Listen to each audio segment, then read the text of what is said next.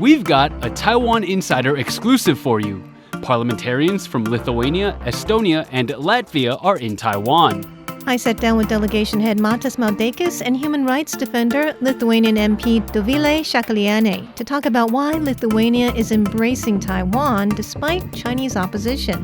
Then, Emma Banak sits down with Cloudgate Theater director Wang Siwei to talk about the troops' latest work. Finally, in #Taiwan, Leslie Liao talks about a Twitter war between Chinese and Lithuanian officials. This is Taiwan Insider.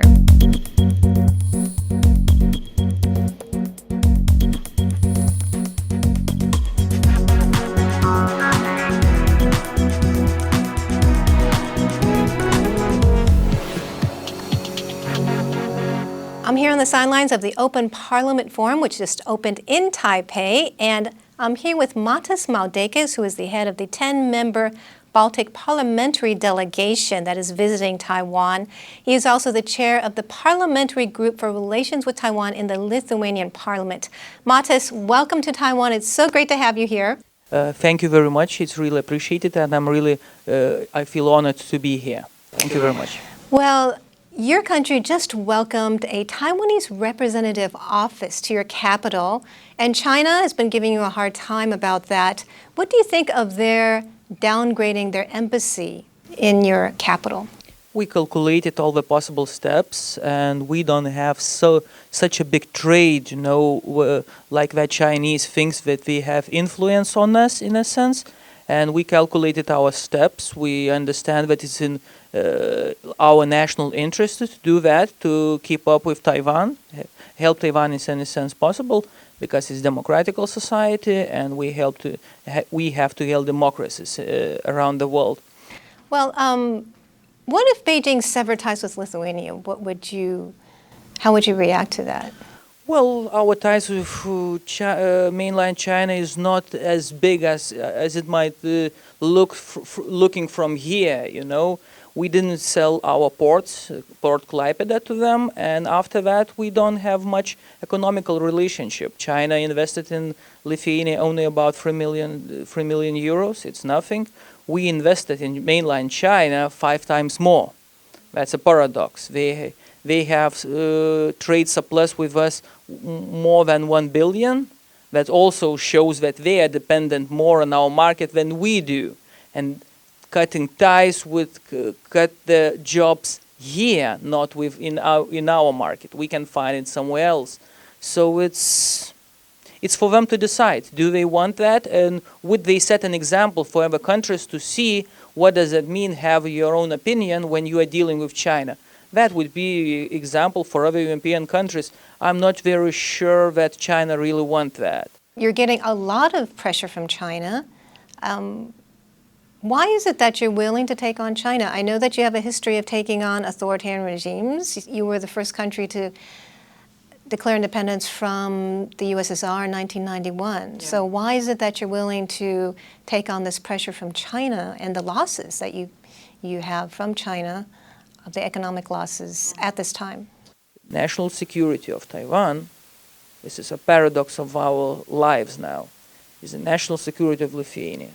Because we live in a domino world, let's call it. Foreign policy is like domino effect. If democracy somewhere falls, democracy elsewhere starts to feel pressure. We have to understand that authoritarian regimes, sometimes they don't coordinate like now Russia and China do, because they coordinate their moves, China regarding Taiwan and Russia regarding Ukraine and Eastern Europe. They are coordinating the things they are doing. And we want to be on the side of democracy, and because we will not survive as a nation in the world of authoritarian regimes. We understand this clearly. And we, as a not big nation, our biggest strength is truth.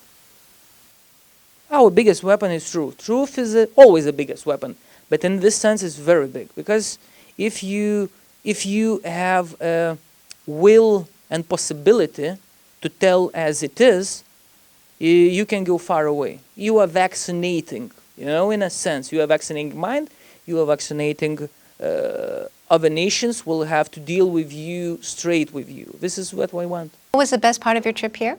The most interesting part and also the big responsibility, you know, when I talk to people, I'm really astonished, I have to admit it.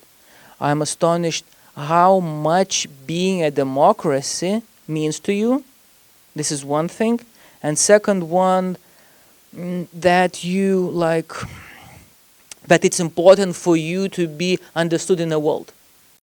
It's interesting, fascinating, and it's like looks like it's where the history is being made. So it's interesting. By the way, I forgot to mention it. What also helped me to understand Taiwan in a sense. One of my relatives, my mother, studied here. Really? Yeah, she lived here for some time. Oh, wow. She lived in one of the universities.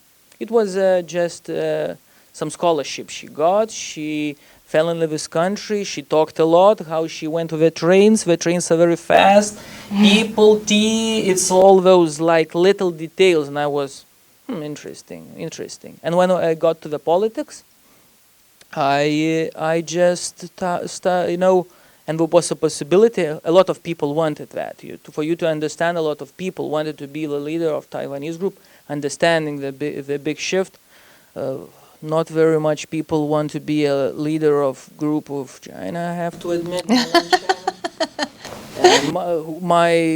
My group relationship is one of the biggest.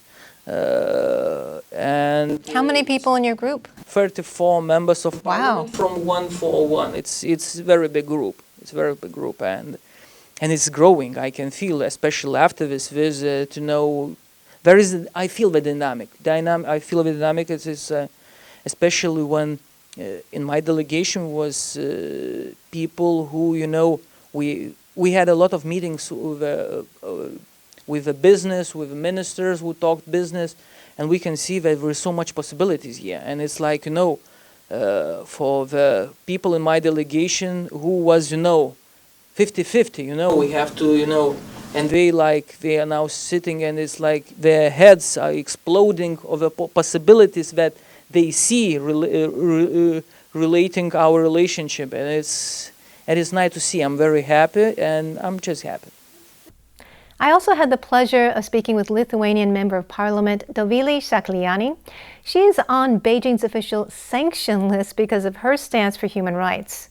She tells me why Lithuania was willing to welcome a Taiwanese representative office despite sanctions from Beijing. Our foreign policy is not aimed at creating conflicts or backlashes. We are just consistently and calmly going always the same direction. That is, supporting democracies and withstanding authoritarian regimes, withstanding pressure of repressions. We believe in right of people's self-determination. So, of course, when we felt that relationship with Taiwan is becoming closer and closer, and in the beginning of the pandemic, when it was really a huge stress for us, when our doctors even did not have enough medical masks, and Taiwan helped us, sending dozens of thousands of medical masks. That was, really important to us. And then when we could at least partially repay the favor by sending you 2 batches of vaccines, well, I feel that we are becoming friends. Now, Taipei is your capital, but the representative office does not represent only your capital, it represents Taiwan. And yes, legally, we are binded by the agreement that we have signed just as we regained our independence, and it includes the mention of one China policy. So we believe that you are the ones to make your decisions regarding your relations with China. However, there is an embassy of People's Republic of China in Lithuania, and here is representative office of Taiwanese people. So why call it in the name of the capital? Why not call it of the Taiwanese people? It does not violate any legal agreements. So I think that's pretty simple. Your foreign minister recently said that Lithuania can show the world how to resist China. And I mean, for a small country of 3 million, that's really admirable and courageous. Can you tell me about the Lithuanian people? What is it about you that gives you this kind of courage and conviction to stand up to authoritarian regimes? Well, we are really stubborn people. I can tell you that. My family says that I really am a copy of my grandfather. He suffered from Soviet regime. He was put to prison, then he was deported with his family to Siberia. My mother was born in Siberia, and she was not allowed to leave Soviet Union, not even to go to Poland, which was, Poland, Romania, some other countries in Europe were this kind of close Soviet bloc. Not even there, because she was daughter of the state of the enemy. Because my grandma was also convicted and deported to Siberia because her brother and her sister participated in resistance they were not shooting at anyone. They were not like military resistance, just people who did not agree with occupation of their country. They actually endured torture, which had consequences for the rest of their life. So you understand my position towards communism. And having in mind that at least every fifth family in Lithuania suffers something like that, then yes, of course, we don't like communists. We know that it's like plague, that repressions of communists are always everywhere the same. So that's one explanation why Lithuanians feel you, and that's why we really understand what is happening with Taiwan, with the threat of the mainland China, People's Republic of China, trying to oppress, the same ideology of communism, and what is happening in Xinjiang, what we did in Hong Kong, when they violated the international treaties and when they showed that rule of law doesn't matter to them, because one country, two systems principle was just broken down. So that also gives us reason, to be wary of what they are doing.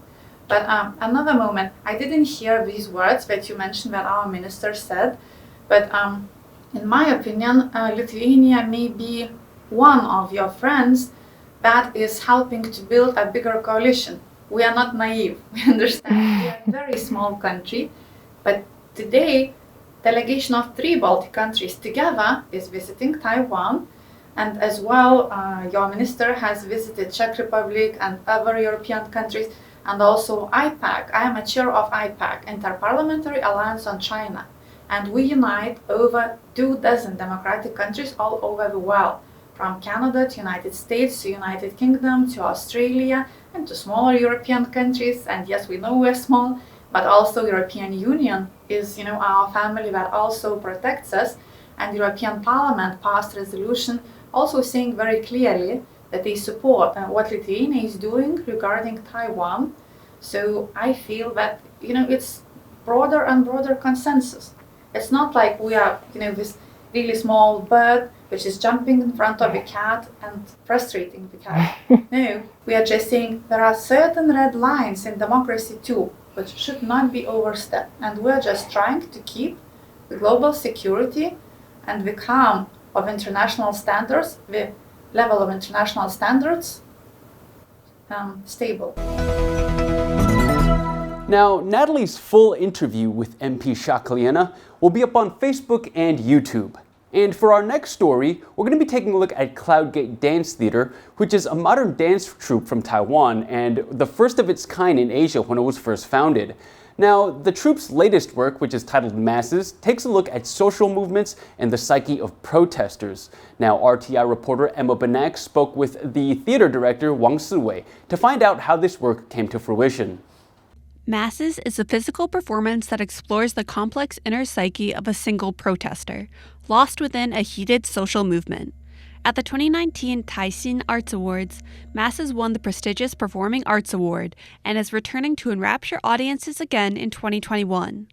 RTI's Emma Benak and Harrison Kay met with the director of Masses, Wang Siwei, to discuss his inspiration.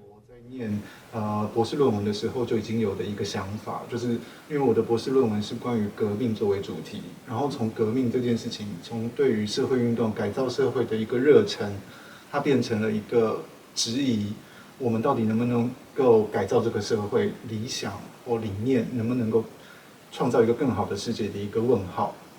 所以我那时候就有一个想法，想说我想让一个人，而且是用身体的方式来呈现群众，来去询问这个探究这个问题，所以这个 idea 就这样诞生了。Wang was also inspired by the May 1968 student protests in France. These demonstrations were so powerful that they halted the national economy and inspired similar global movements. Wang saw how these social movements led by young people had the power to change society, politics, and create a better future. 观众是参与作品的一个部分，尤其是在群众特别的明显。我们不是在呈现一个被观看的作品，我们在呈现的是一个需要观众参与的作品。所以我觉得观众有任何的想法或任何的感受，对我来说其实都是可以被接受的。Masses in 2021 has changed since this original version in 2019 due to the pandemic and need for social distancing with the audience. Although this was a challenge, Wang also saw it as a way for masses to grow. Instead of just relying on physical closeness to draw the audience in, they needed other techniques to make the audience still feel connected with the performer. Wang was also inspired by the 2014 Sunflower Movement in Taiwan, where students successfully protested against a trade pact that would have favored China's economy over Taiwan's. 他们想要让台湾走出自己的路，这个是常年在国外的台湾学生一直有的一个向往。我们也想要重新就是解读或者重新诠释台湾的历史。这个年轻人，台湾人当初台湾年轻学生当初在立法院的动力，给我很大的鼓舞。Wang says he has always watched social movements with an interest from a distance and realized that being on the periphery sometimes has its advantages for understanding these protests.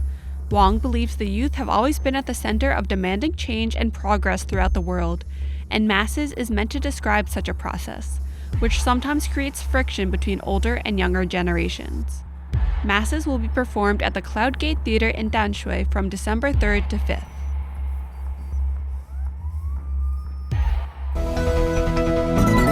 Next up, Leslie brings you up to speed with the latest Twitter spat between China and Lithuania in #Taiwan.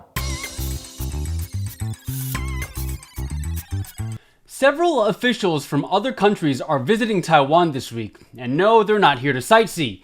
Although I do think Taiwan is a great place to vacation. They're in Taiwan for the 2021 Open Parliament Forum, which is basically just a discussion for Taiwan and its friends to talk about how to get along in the future. This time though, media outlets are placing heavy emphasis on a delegation from 3 Baltic countries, Lithuania, Estonia, and Latvia. Historically, Taiwan and these 3 countries haven't had many exchanges, but with recent developments, Taiwan and Baltic countries are quickly becoming close friends. In particular, Taiwan and Lithuania are on the fast-track carpool lane launchpad. When the world was fending off COVID, Taiwan donated face masks to Lithuania. Then, when Taiwan was battling a COVID vaccine shortage, Lithuania came through with 20,000 doses and then 200,000 doses. From there, Taiwan-Lithuania ties took off.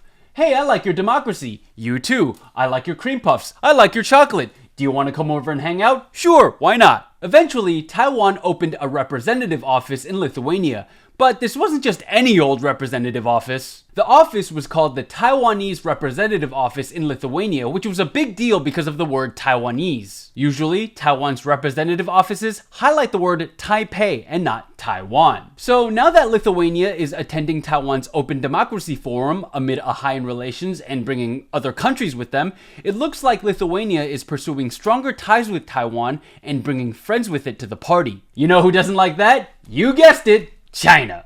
China has voiced opposition, and it also downgraded its ties with Lithuania. Now, there's nothing unexpected here. Like, countries are allowed to have their own position, and they're allowed to file complaints or lodge protests through various mechanisms and proper channels. But do you know what's unexpected?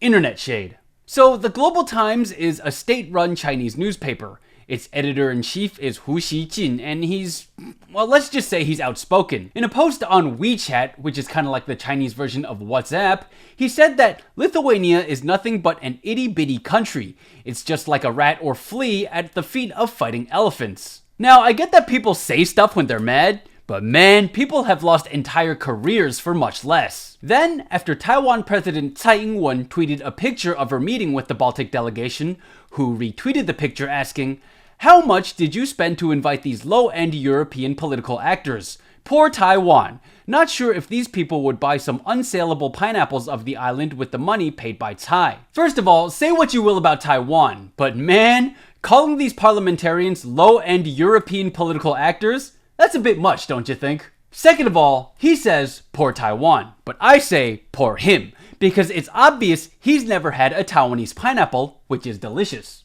In response to Hu's tweet, Lithuanian Member of Parliament and delegation leader Matas Maldeikis tweeted, "Xi is sending his clowns to attack us. We should call China the People's Republic of Comedy. Hashtag unsaleable pineapples. Hashtag People's Republic of Comedy." Then Maldeikis followed up with another tweet that said, "The editor of Global Times News says Lithuanians don't want Taiwan's pineapples. Fake news. I am Lithuanian, I am in Taiwan, and I want a pineapple." But at the end of the day, Hu isn't a diplomat, so he can't speak for Chinese foreign policy in any official capacity, right? Well, Chinese Foreign Ministry spokesperson Zhao Lijian tweeted, "In hashtag Lithuania, there was once massacre of Jews in history. Today, racism remains a grave problem in the country, with Jews and other ethnic minorities suffering serious discrimination. Children's rights are gravely violated as well. With deplorable human rights records, Lithuania should make deep reflection and give a responsible explanation to the international community." Whether or not any of that is true, well, I don't know. I'm not an expert on Lithuania, so I'm not going to speak about it. However, Zhao Lijian is a diplomat. And aren't diplomats supposed to be like, well, diplomatic, as in like having or showing an ability to deal with people in a sensitive or tactful way? I'm not seeing much of that here. At the end of the day though, as a guy from Taiwan, I'm only concerned with whether or not this delegation is having a good time. Well, Dovilė Šakalienė, who's part of the delegation, is tweeting her time throughout Taipei, and she looks to be having a ball. She even met with Natalie, as shown in this picture here, and they both look super happy, so that is good enough for me. And before we leave you, here's a look at some of the other news stories that are on our radar. Reuters reports that Taiwan is receiving outside help to build a submarine fleet that could deter a Chinese invasion. The help is coming in the form of technology, parts, and expertise from at least 7 countries, including the UK and South Korea. According to Reuters, Taiwan's success in patching together the resources it needs to build a submarine fleet indicates mounting international concern over China's growing military prowess. A steel pile from a railroad construction site fell onto a passing Taroko Express train Wednesday. Though no one was injured, the incident has put the Taiwan Railways Administration's lax enforcement of safety standards back into the spotlight. In April, another accident at a railroad construction site killed 49, Taiwan's deadliest rail accident in decades. Transport Minister Wang Guocai says he's outraged and has ordered the head of construction at the Railways Administration to be removed from his post. President Tsai Ing-wen has signed a bill designed to help protect victims of stalking. The bill got significant political momentum after the murder of a woman in Pingdong County this April. She had been stalked by her murderer for the previous 2 months. Under the new law, police can intervene early to help victims of a variety of harassing behaviors. Violators of the law can face fines and jail time, and should they ignore police warnings, get hit with a 2-year restraining order as well. Well, you guys, Davili and I were actually planning to have lunch, but their quarantine restrictions are pretty strict. They have to stay at a certain floor in their hotel. It sounds really miserable. Yeah, and they're looking out like we really want to go outside. We really want to try Taiwanese food. So our question today is, if you can take our wonderful Baltic delegation out to lunch, where would you take them? What would you feed them? For me, I would take them out to a Taiwanese breakfast for lunch. I was doing a little bit of research. One of the most popular Lithuanian dishes is fried bread. Okay. And we kind of have really? We do, fried dough. Lots of fried Liao. bread, yeah. So I was just like, you know what, you give this a shot and see how it compares to your fried bread, and let's have a conversation about it. Well, I'm kind of following on Leslie's lead. If he's taking them for breakfast for lunch, mine is kind of more dinner for lunch, because I'd take them to Re Chow. And this probably needs a bit of explaining. Re Chow literally means like hot fry.